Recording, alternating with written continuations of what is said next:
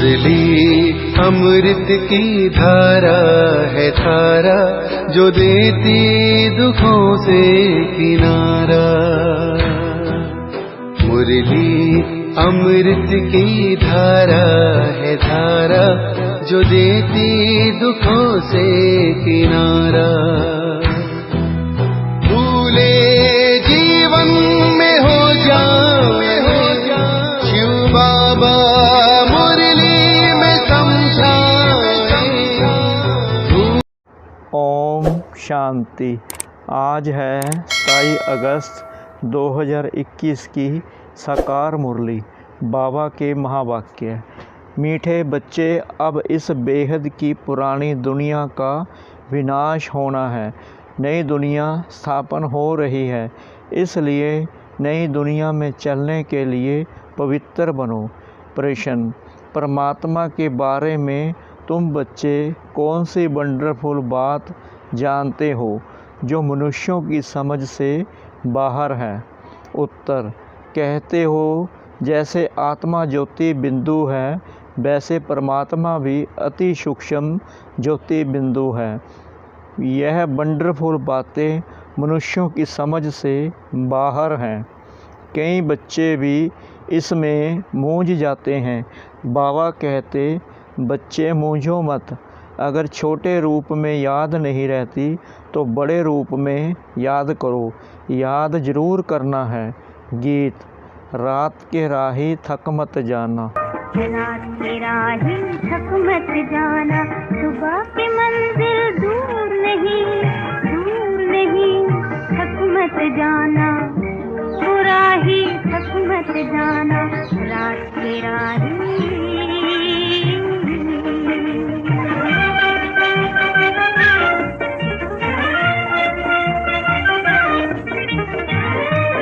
ओम शांति।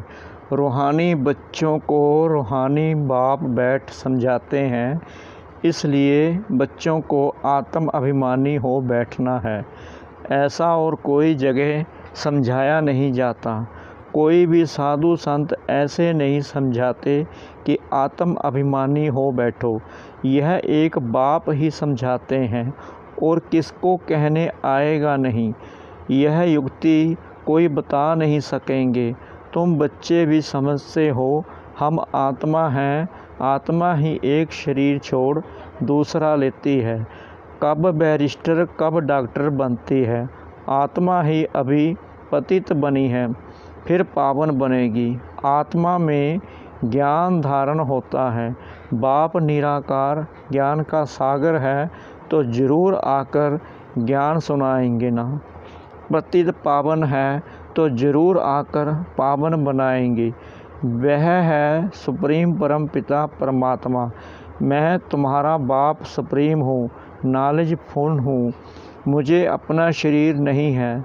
यह सब नॉलेज तुम्हारी आत्मा धारण करती है, तो तुमको आत्म अभिमानी बनना है। देह अभिमान नहीं रखना है। और कोई ऐसी जगह नहीं जहाँ सुनने और सुनाने वाले दोनों देही अभिमानी हो।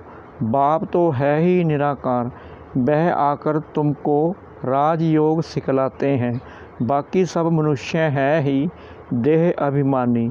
भले इन लक्ष्मी नारायण के लिए कहेंगे यह आत्म अभिमानी थे, फिर भी देहवान तो रहता है ना। यह ज्ञान परम पिता परमात्मा ही आकर देते हैं। आत्मा को धारण करना होता है। आत्मा को ही पतित से पावन होने की युक्ति बताते हैं। अभी सारी दुनिया का डाउनफॉल है, फिर राइज करने आते हैं। यह तुम बच्चे जानते हो। डाउनफॉल माना डिस्ट्रक्शन, राइज माना कंस्ट्रक्शन, स्थापना और विनाश। स्थापना किसकी? नई दुनिया की। स्वर्ग की स्थापना और फिर पुरानी दुनिया हेल, नरक का विनाश। डिस्ट्रैक्शन और कंस्ट्रक्शन। कलयुग है पुरानी दुनिया, इसका विनाश जरूर चाहिए। विनाश की निशानी यह महाभारी महाभारत लड़ाई है। महाभारत का वृत्तांत महाभारत शास्त्र में दिखाते हैं। बाप ब्रह्मा द्वारा स्थापना करते हैं, सो तो जरूर नई दुनिया की करेंगे ना। यह है बेहद का विनाश और बेहद की स्थापना। बाप ही नया मकान बनाएंगे बच्चों के लिए, फिर पुराना ज़रूर खलास कराएंगे। तुम समझते हो बाबा अब नई दुनिया स्थापन कर रहे हैं, तमो प्रधान से फिर सतो प्रधान बनाने के लिए हमको तैयार कर रहे हैं।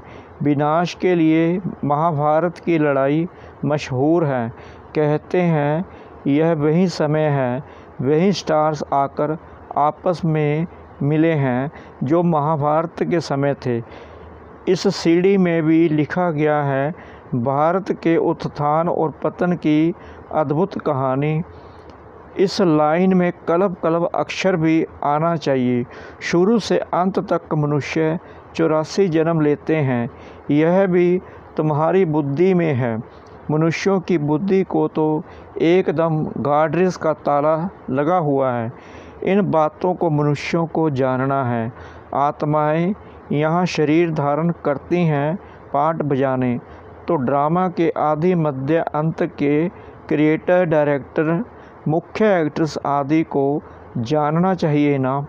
अभी तुमको ड्रामा के आदि मध्य अंत हु इज हु सारे ड्रामा का पता पड़ गया है, शुरू से लेकर अंत तक। बाप द्वारा यह नॉलेज सारी मिल रही है। सृष्टि चक्कर कैसे फिरता है, इनको कहा जाता है रूहानी नॉलेज। जिस्मानी ज्ञान को फिलॉसफी कहा जाता है। स्पिरिचुअल नॉलेज, रूहानी नॉलेज को ज्ञान कहा जाता है। अब यह सब बातें बच्चों की बुद्धि में बिठाई हैं।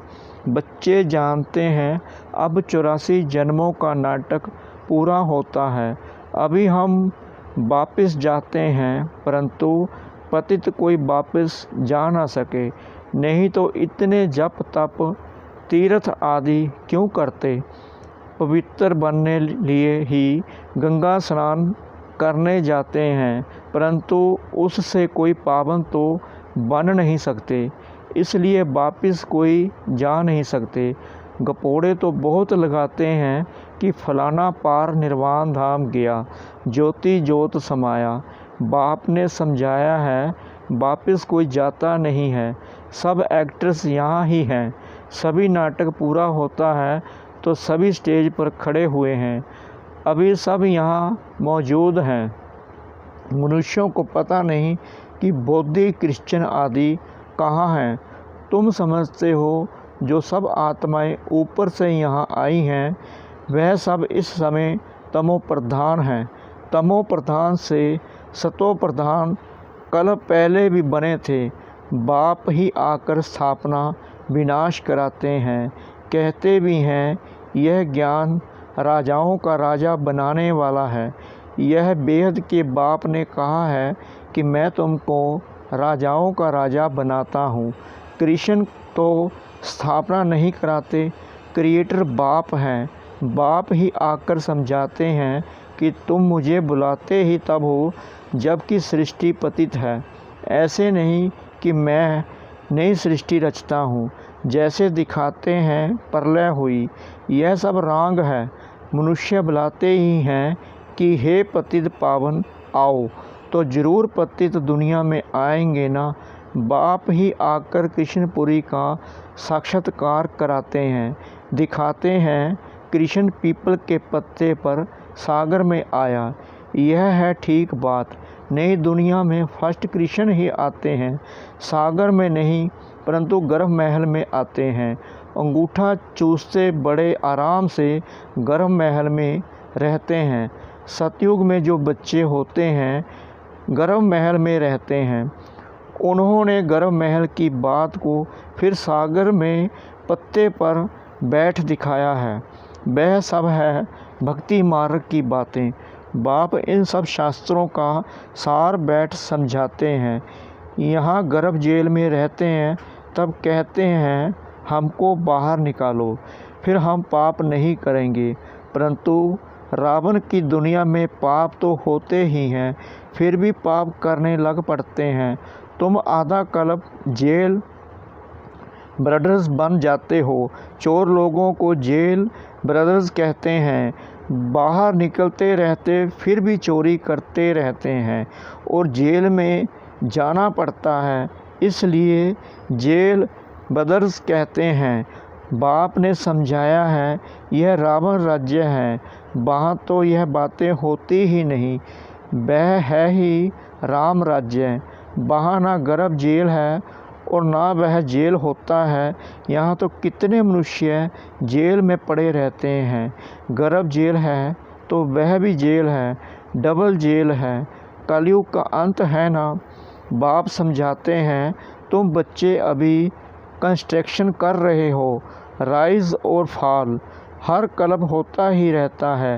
राइज और फॉल दुनिया का होता है, उसमें मुख्य पार्ट है भारत का। गाते भी रहते हैं, आत्मा परमात्मा अलग रहे बहुकाल, तो उसका भी हिसाब चाहिए ना। कौन सी आत्माएं बहुत काल से अलग रही हैं। पहले पहले देवी देवता धर्म की आत्माएं आती हैं पाट बजाने। अभी वह देवता है नहीं जो राज्य करके जाते हैं। उन्हों के चित्तर निशानियां रहती हैं। राजाई तो ख़त्म हो गई, हेवन खलास हो जाता है तो फिर हेल होता है, फिर हेल ख़त्म तो हेवन बनता है, तो नई दुनिया का कंस्ट्रक्शन होता है और हेल का डिस्ट्रैक्शन होता है। कंस्ट्रक्शन के लिए बच्चे चाहिए ना, रहने वाले भी तुम हो। पहले तो तुमको देवी गुणों वाला देवता बनना पड़े। यह भी गायन है, मनुष्य से देवता मोत प्लीति मनुष्य है ना भगवानुवाच। गृहस्थ व्यवहार में रहते कमल फूल समान बनना है। यह इस मृत्यु लोक का है ही अंतिम जन्म, इसमें पवित्र बनना है। यह अच्छी रीति समझाना चाहिए। हम यह मृत्यु लोक का अंतिम जन्म पवित्र रहते हैं। बाप कहते हैं, इन विकारों पर जीत पाने से तुम विश्व का मालिक बनेंगे। बच्चे भी सुनकर फिर औरों को समझाते हैं कि इस पुरानी दुनिया का विनाश सामने खड़ा है। यह वही महाभारत की लड़ाई है। काम महाशत्रु है, इसलिए प्रतिज्ञा करो। अभी तुम समझते हो हम पवित्र बनते हैं। इस पुरानी दुनिया का विनाश जरूर होना है, उनके पहले पवित्र जरूर बनना है।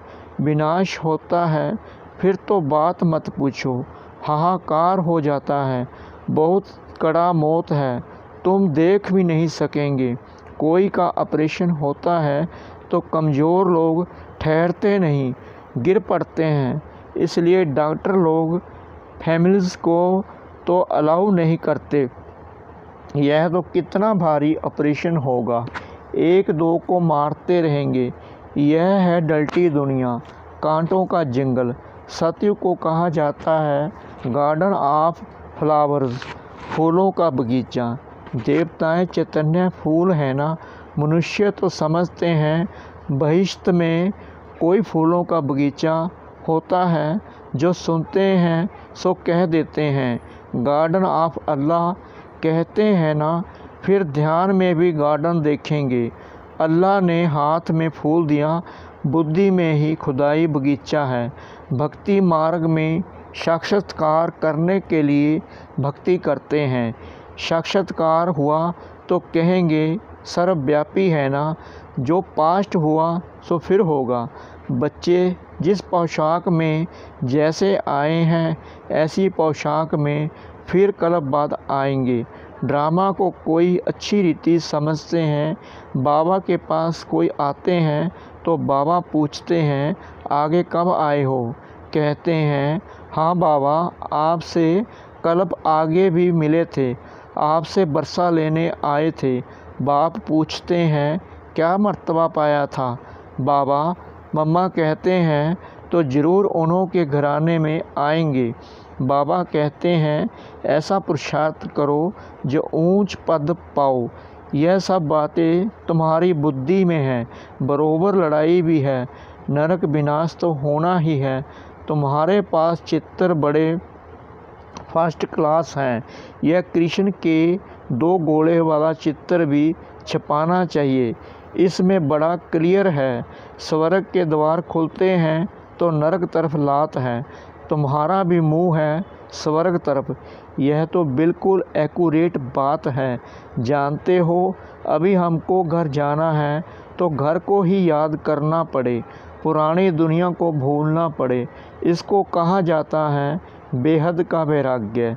पुरानी दुनिया को छोड़ हम बाबा के पास जाते हैं। याद की यात्रा से ही जाएंगे। मुख्य है ही याद की बात। याद तो सब करते हैं ना। अभी बाप यथार्थ बात आकर समझाते हैं कि मुझे याद करो। यह है अभय विचारी याद, सो भी अर्थ सहित। तुम जानते हो, शिव बाबा भी बिंदी हैं। अपने को भी आत्मा बिंदी समझें, बाप को भी बिंदी समझें। नई बात देख भूल जाते हैं। अपने को आत्मा समझ फिर बाप को और अपने घर को याद करना है। अच्छा, बिंदी छोटी लगती है, घर तो बड़ा है ना। घर को याद करो। बाबा भी वहाँ रहते हैं। हम तुम वहाँ जाएंगे जहाँ बाबा रहते हैं। बिंदी याद नहीं पड़ती है। अच्छा, घर तो याद पड़ता है ना। वह है शांति धाम और वह है सुख धाम। यह है दुख धाम। अभी तुम नंबरवार पुरुषार्थ अनुसार पढ़ रहे हो, फिर सुखधाम में आ जाएंगे। बाप के बच्चे हैं तो ज़रूर स्वर्ग की बादशाही चाहिए। कल पहले भी शिव बाबा आया था, स्वर्ग की बादशाही दी थी। तुम भूल गए हो। बाप कहते हैं अभी फिर आया हूँ तुमको देने। कितने बार तुमने राजाई ली और गवाई है, अनगिनत बार बरसा लिया है, फिर भी ऐसे बाप को भूल क्यों जाते हो। माया के तूफान से बहुत लड़ाई होती है, इसलिए नाटक भी दिखाते हैं। माया उस तरफ खींचती है, प्रभु इस तरफ खींचते हैं। ज्ञान में विघ्न नहीं पड़ते, याद में विघ्न पड़ते हैं। इसमें ही मेहनत है। अब बाप कहते हैं महारथी बनो। इस पुरानी दुनिया को तो आग लगनी है। इस यज्ञ में सारी पुरानी दुनिया स्वाहा होनी है, तो महावीर भी बनना है। तुम बच्चों को अखंड अटल अडोल राज्य पाना है। तुम्हारा बुद्धि योग बाप के साथ ऐसा रहे जो भल कितना भी तूफान आए माया कुछ ना कर सके। यह है तुम्हारी पिछाड़ी की अवस्था। जब ट्रांसफ़र होना होता है, जैसे स्कूल में इम्तिहान पिछाड़ी को होते हैं, तुम्हारी माला भी पिछाड़ी में बनेगी। तुमको बहुत साक्षात्कार होगा। फलाने यह बनेंगे, फलाना ये बनेगा, ये दासी बनेगी, ये सब बताएंगे। उस समय तो कुछ भी कर नहीं सकेंगे, फिर पछताना पड़ेगा। यह हमने क्या किया, श्रीमत पर क्यों नहीं चला। परंतु अंत समय में कुछ हो नहीं सकेगा। ऐसे बहुत पछताते हैं। मनुष्य किसका खून कर फिर बाद में पछताते हैं, परंतु खून तो हो गया, फिर क्या कर सकेंगे।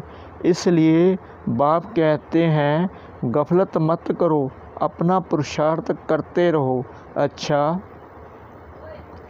मीठे मीठे सिकिला दे बच्चों प्रति माता पिता बाप दादा का याद प्यार और गुड मॉर्निंग। रूहानी बाप की रूहानी बच्चों को नमस्ते। हम रूहानी बच्चों की रूहानी बाप दादा को श्रद्धा भरी प्रेम भरी नमस्ते। शुक्रिया बाबा, शुक्रिया बाबा, शुक्रिया बाबा इस मीठी मुरली के लिए। धारणा के लिए मुख्य सार।